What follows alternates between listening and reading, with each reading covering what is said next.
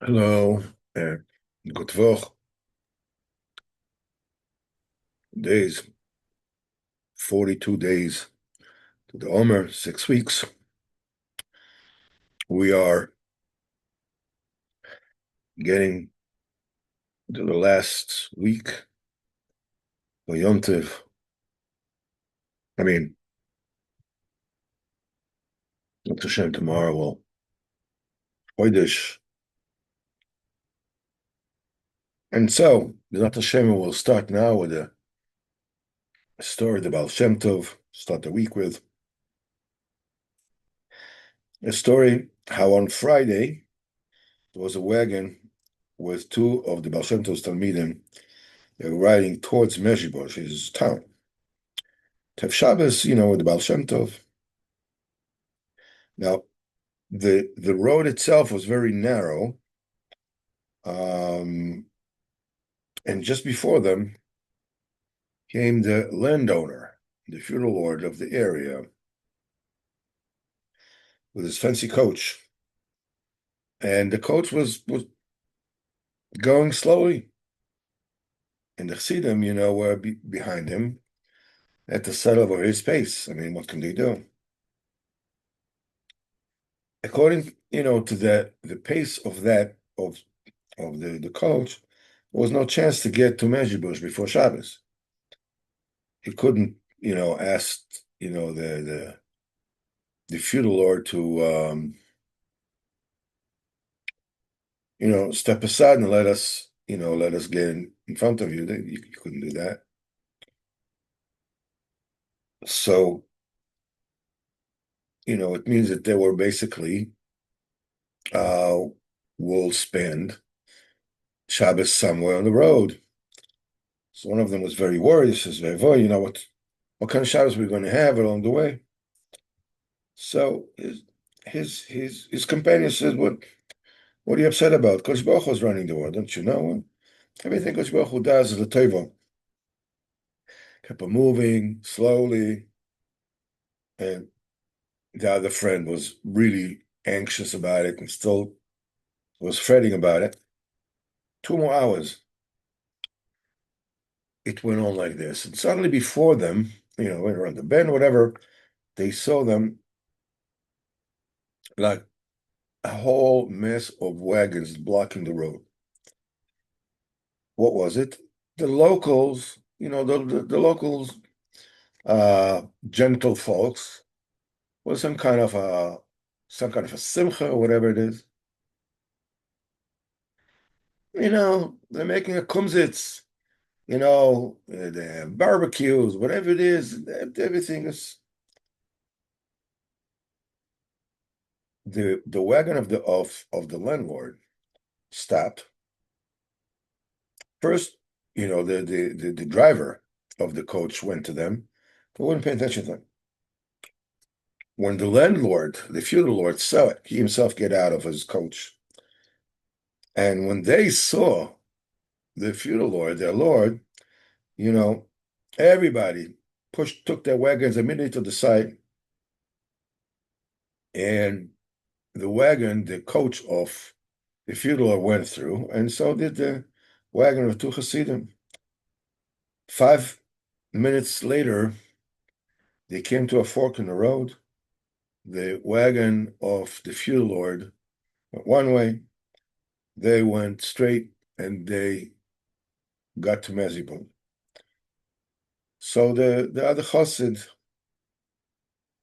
says, you see, if it wasn't for the wagon of the landlord, would never get to Mezibon at all.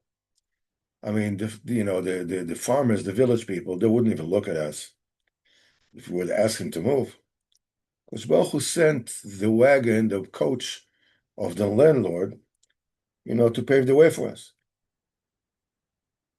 So they speeded up, and they got before Shabbos. They went to the local inn, the Mekva, Daven Mincha, and they were zoche to spend Shabbos with the Baal Shem Tov, with everything. They came to Shabbos, they came to say goodbye, like, the Chassid.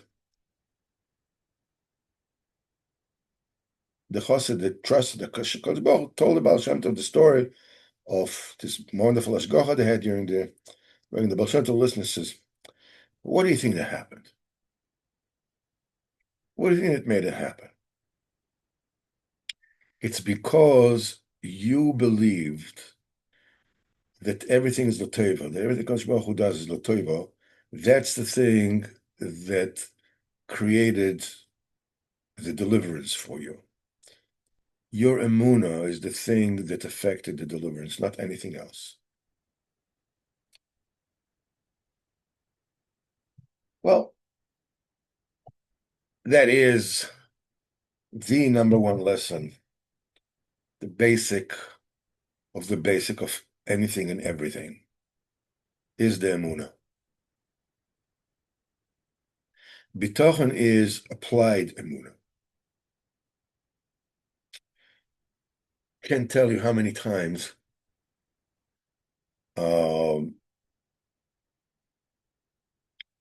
we went on a trip to Rabbeinu, and things looked like there's no way that this will ever work out.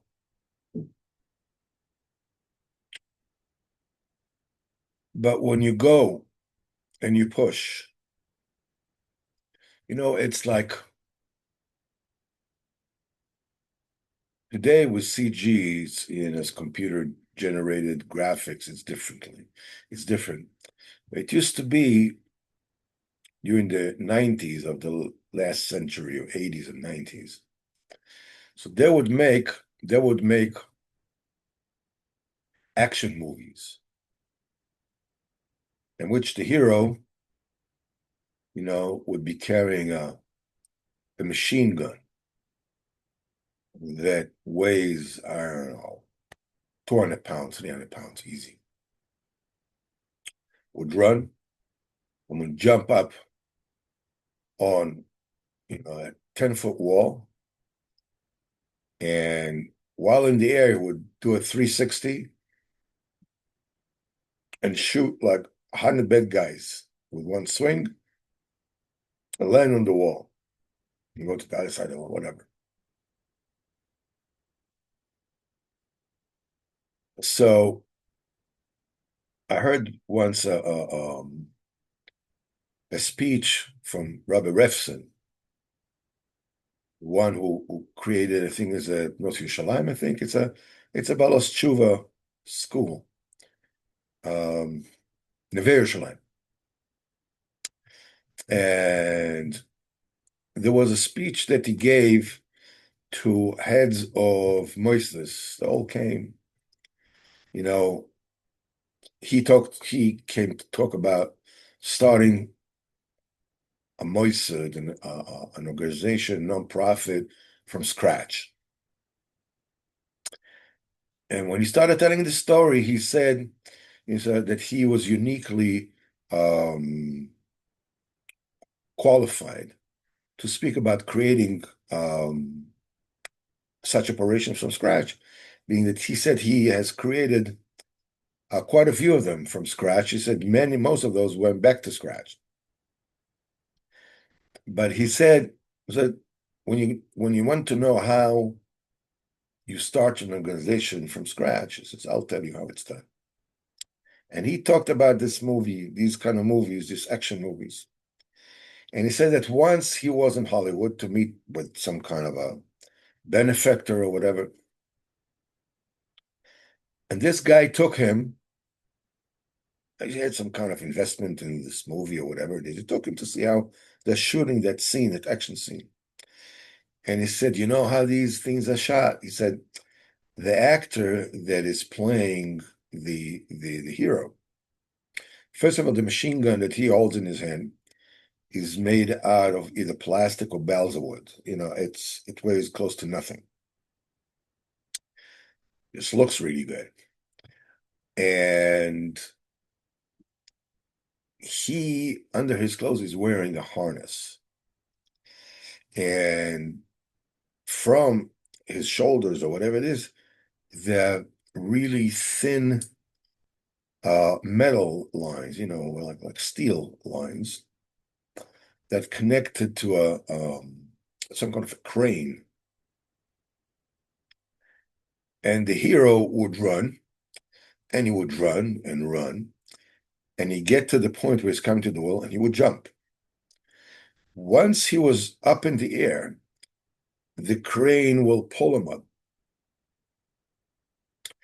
and towards the wall, and he had time enough to turn around, to read the New York Times, drink a cup of coffee, smoke a cigar, shoot all the bad guys, and calm down and still have plenty of time left. I said, that's the way you start an organization from scratch. You run and you jump. Once you are up in the air, Kodesh Baruch Hu already pulls you. There's nothing that you can do, but the thing is that you need to run and you need to jump. Rabbeinu says that it is worthwhile to spend an enormous amount of time along the road, really a long time, in order to spend 1 hour by the tzaddik. I've hardly ever been able, or whatever it is, be involved with traveling to Rabbeinu. There was not involved with a certain kind of uncertainty and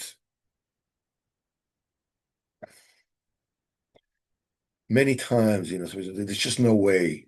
There's no way we'll ever make them.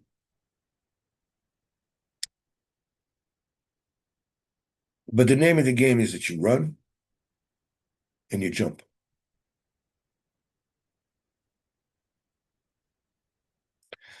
I remember at 9/11, I was in America. I married off my daughter.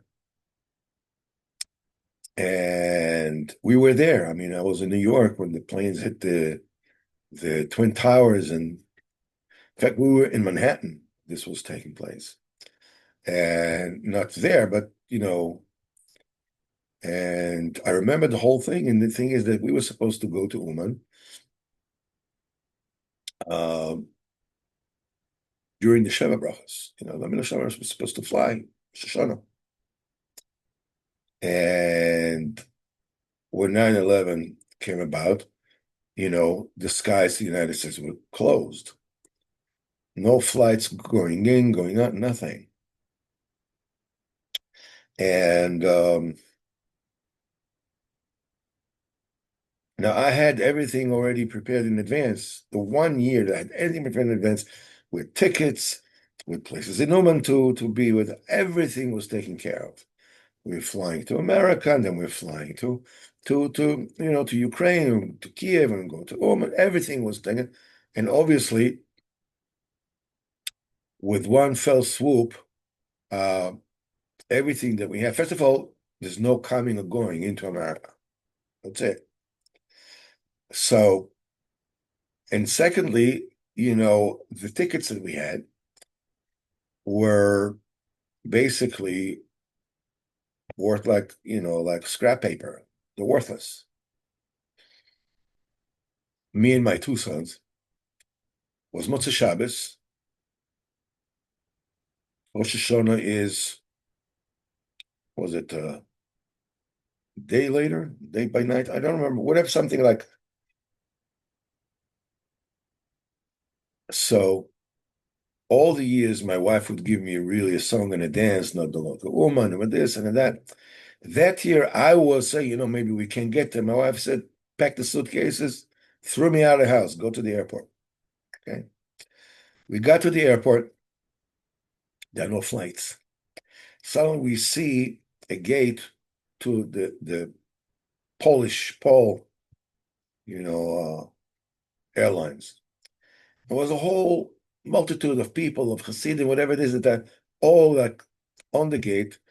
So we started feeling like there was like really was hope, to get there. Now I scrounged every single penny I could. I borrowed some money. I had $4,500 in cash in my pocket, but there are no tickets to be had. There are no flights. We thought maybe we go to Canada from Canada. No flights. Uh, and my son of Rumi, I was sitting there not knowing what to do. My son of Rumi is a tichtik. Until today, he's a mover and shaker. He's a doer. So he started running and around and around. He come running to me and he says, "Listen, there's a KLM flight to Amsterdam, and it is $1,500 per person. We were three to Amsterdam. That's it." So I told him, "I have nothing to do in Amsterdam. What am I going to go to Amsterdam for? I don't have any more money. That's this $1,500, $4,500 is three people. I'm going to get stuck in Amsterdam. What am I doing in Amsterdam?" So he went away. Then he came running back and he said, "KLM, a flight to Kiev that stops in Amsterdam, but continues to Kiev it was $4,600. No, it's 1460 per person. In other words, stopping in Amsterdam and then going to Kiev was cheaper just to go to Amsterdam because Kiev was a less desired destination. The only problem is that the flight to Kiev from Amsterdam will get to Kiev once it's already Yom Tov, so we can't make it. So I said, okay, first of all, let's take this flight. Let's get out of here. So we went, we bought three tickets, and now I had like $120 in my pocket, three tickets. We went to Amsterdam. The minute we're in the air, the plane took off.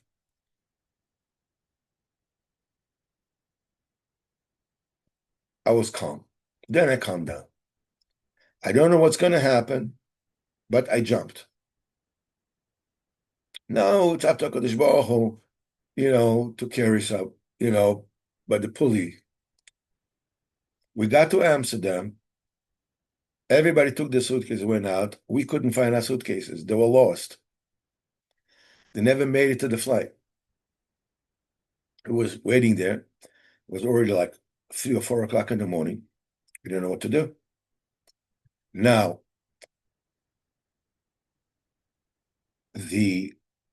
when we were there, before we left, we spoke to the KLM people. Since being that we are buying the tickets for full price, it's not buying in advance, whatever. We pay cash for full price.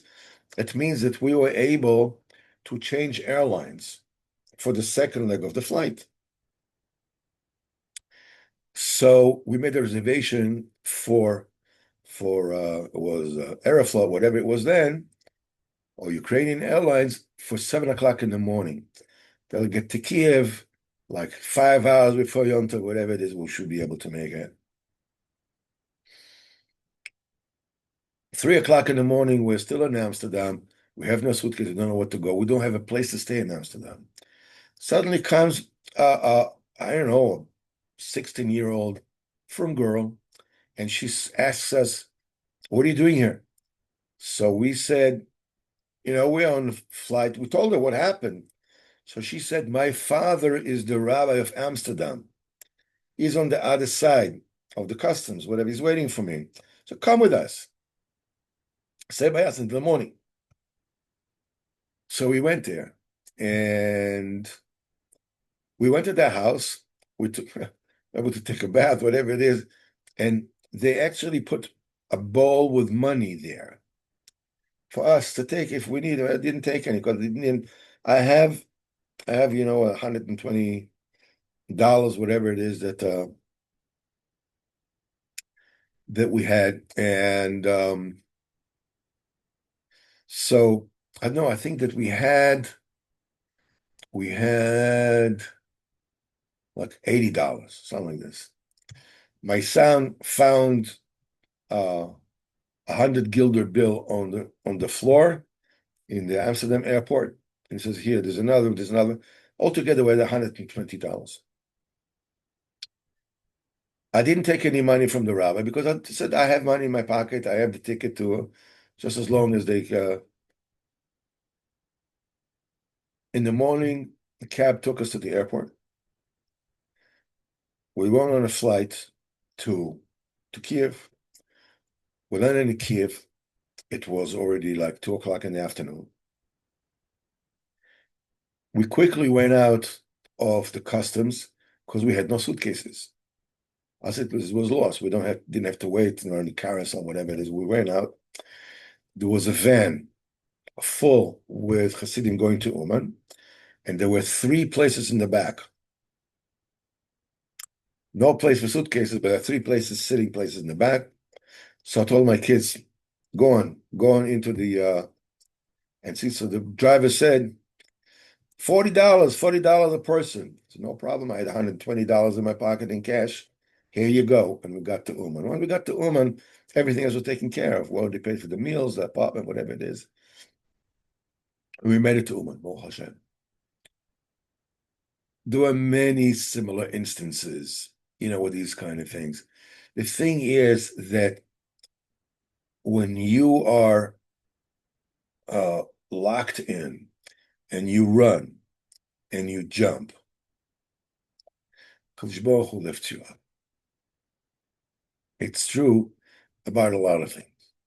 If Kadosh Baruch Hu chooses not to lift you up, it's his business. I'm doing whatever it is that I need, especially go to the tzaddik. And that's it. And Baruch Hashem, we made it. It was terrific. Everything is done like that. The thing that brings people down is that, nah, it's never going to work. Nah, it's only going to end in tears. That's one of the things that Rabbi Refson said. The one thing is that you have to get in order to create anything from scratch is get rid of the naysayers. Because they will always find a reason why it won't work. If people didn't work out, obviously they didn't work out because they didn't. If nobody ever tried it before, of course it's not going to work. Because you see, that's the reason why nobody tried it, because it doesn't work. There's no get rid of these people. Especially in Avodas Hashem. You want to daven b'chavona. Daven b'chavona is you're connecting your thoughts to your saying. That's all you need to do. Listen to what you're saying. Pay attention. Tie your thought process to what you're saying. You don't have to say, have this Kabbalistic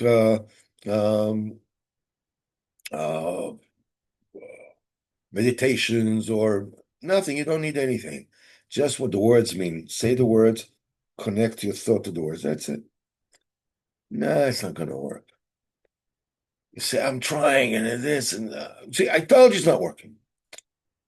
You run and you jump. I have things that keep me back, and I want this, and I want that, and I want to change this in my behavior. I want to change this in the Avodas Hashem. And it's not going to work. And I've tried this so many times before. So there's no chance. You run and you jump. Go have the tzaddik B'ezrat Hashem, everything comes to, to the desired effect. And the Kadosh Baruch Hu B'ezrat Hashem does whatever it is that needs to be done. And you will get there. And that's the way it's done. Let's take a look at the Sichos Haran for this week. And here we go.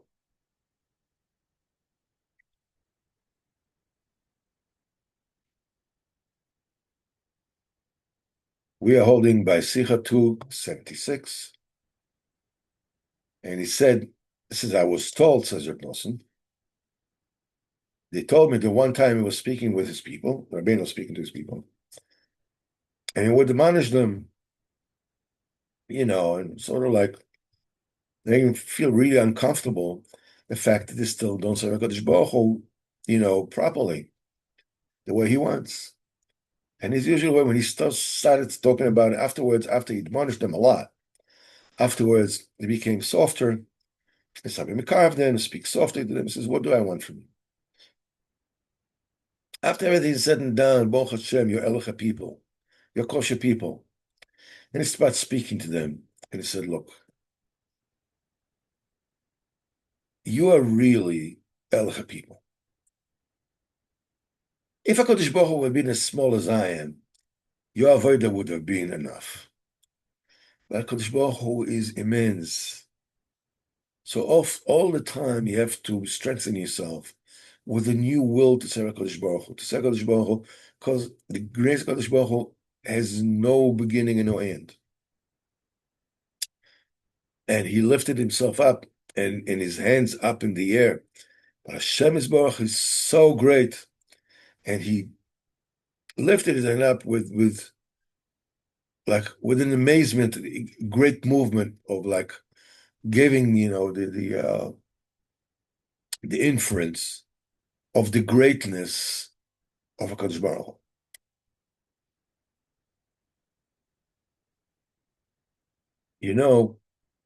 Uh, the yeshiva of Lomza in Petach Tikva used to have a very special mashgiach. His name was Reb Elia Dushnitzer, mashgiach of the Lomza yeshiva. And he once said, "Kadosh Baruch Hu is so great that it's worthwhile to pass 90 or 100 years in this world without Torah, without mitzvahs." Obviously, it's not Torah mitzvahs you can imagine what there is. Hashem Yarachem. All this, it's worthwhile with everything that this would entail, this world and the next one, for the merit of saying Amen on a bracha one time during that lifetime. Kadosh Baruch Hu is that great. It's a deal, grab it. I was reading Shalashudas with my wife. Is that Reb Nosson came on to the Rebbe, and Reb Nosson was reading Marash Chaydik. So Rabbeinu says, "What do you want? Why are you so Marash Chaydik? What do you have Rachmanis for? When you have regrets that maybe coming to me is the wrong way for you?" Said, Nosson says, "No, Chas v'chalei, was very embarrassed. No, Chas v'chalei." So Rabbeinu asked him, "So what do you want?" So Nosson says, "I want to be a kosher Jew. I want to be Elachiyid." So when he says, "You want to be Elachiyid? So what are you worried about? The entire world is working for you. This one is traveling from, to New York, and this one is flying to Antarctica, and this one is doing business here. They're doing everything for you because you want to be Elachiyid. What are you worried about?" We forget that. We are sort of like, we're locked into, how worthless I am and how things don't work out. And what did I do when I was this age? And I did this, and then I have all these thoughts coming to my head, and they're driving me nuts. And people think that when you get older, you get less bothered by thoughts in your head. You don't. You don't. And you fight them off, and you feel like, I know what I'm going to do.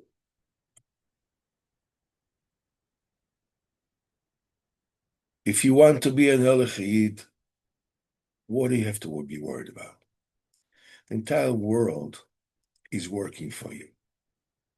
The entire world is doing everything. They don't know what they're doing, why they're doing, why they're doing what they're doing, how they're doing what they're doing. They don't know what's the purpose of it.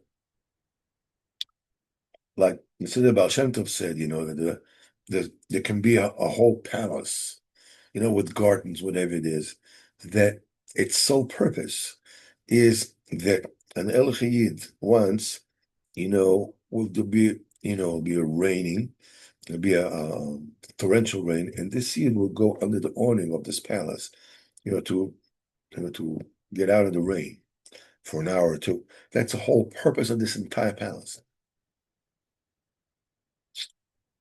Baruch Hashem, if you want to serve HaKadosh Baruch Hu, the entire world is built for you. The entire world runs for you. That's why HaKadosh Baruch Hu created the world. HaKadosh Baruch Hu loves you more than you love your children. He wants you to be richer than Korach. He wants you to be a big tzaddik like Moshe Rabbeinu, and to know Torah like Moshe Rabbeinu, and to be a giver like Shimshon the giver. And he wants all this for you, like you would want for your children. And while Kodesh Baruch Hu is parsing it out in such a way that that's the best way for you to do what you need to do in this world. What am I doing? What did I do? Am I measuring up? Am I measuring up? Don't worry about it. If you want to be an El Chayid, you're closer to the tzaddik, being closer to the tzaddik, it's fine. The entire world is not worth you and what your intentions are. Shem Yazosh, have a good week, and B'ezrat Hashem will have a good Chodesh Sivan. We're going to B'ezrat Hashem receive the Torah. So again, bracha and tzlacha and good health and prosperity to each and every one of us. Kol Tov, and have a great, great, great week. Let's just see here. Let's see, where is the I can't find caption dot, hold on. Here we go.